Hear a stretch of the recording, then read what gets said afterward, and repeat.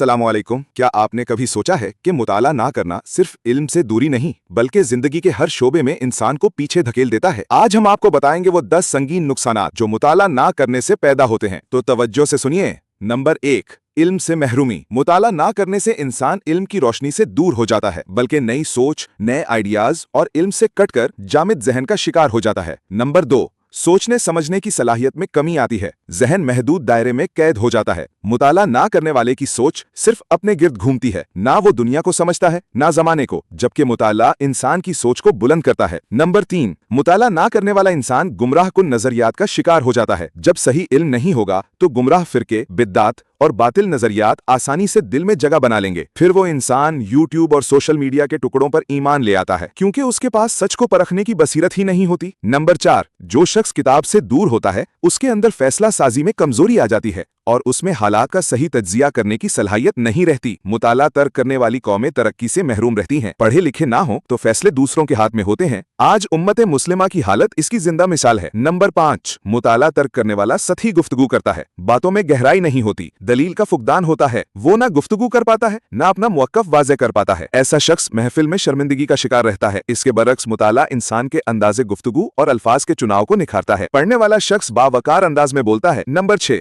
मुताला तर्क कर देने का सबसे संगीन और खतरनाक नतीजा ये होता है कि इंसान दीन की बुनियादी समझ से भी महरूम रहता है, जिसके नतीजे में वो अमल में भी पीछे रह जाता है। जब मारिफत नहीं होती तो इबादत में लज्जत नहीं आती। कुरान मजीद की आयात, अहदीस नबवी सल्लल्लाहु अलैहि वसल्लम, फिक्ही उसूल, इबादत के तरीके, हलाल और हराम की हुदूद का इल्म, ये सब पढ़ने, गौर करने और सीखने से आते हैं। कुरान खुद कहता है, अफला यतदब्बरून अल कुरान, क्या ये लोग कुरान में गौर नहीं करते? लिहाजा अगर हम कुरान और हदीस को समझना, दीन पर मजबूती से चलना और गुमराहियों से बचना चाहते हैं तो किसी सही अकीदा वाले आलिम दीन की निगरानी में मुताला हमारी सबसे पहली जरूरत है। नंबर 7, तर्क मुताला अखलाकी गिरावट का सबब बनता है क्योंकि मुताला इंसान को अखलाक सिखाता है। इंसान अंबिया अलैहिमुस्सलाम, सहाबाए कराम रज़ियल्लाहु अन्हुम और बुजुर्गाने दीन की सीरत का मुताला करके अपनी शख्सियत को संवारता है। इसके बगैर किरदार कमजोर हो जाता है। नंबर 8, मुताला ना करना मिजाज में गैर संजीदगी पैदा करता है। मुताला ना करने वाला शख्स अमूमन संजीदा बातों को हंसी मजाक में उड़ा देता है, जिंदगी का मकसद खो देता है, अपना कीमती वक्त सोशल मीडिया, गेम्स और लग़वियात में बर्बाद कर देता है। नंबर 9, अदम मुताला खुद एतमादी में कमी का बायस है और मुताला इंसान को इल्म देता है, इल्म इंसान को एतमाद देता है। जब मुताला नहीं तो एतमाद भी नहीं। जो शख्स बोलने से पहले पढ़ता है उसके अल्फाज में वजन होता है। मुताला छोड़ देने वाला इंसान अक्सर बात करते हुए घबराता है या दूसरों पर इन्हिसार करता है। नंबर 10, अदम मुताला दावत दीन में भी मुअस्सर किरदार अदा नहीं कर सकता, चाहे वो आलिम ही क्यों ना हो। चंद साल बाद खोखला हो जाता है, उसका इल्म ताजा नहीं रहता, दलाइल पर गिरफ्त कमजोर होती है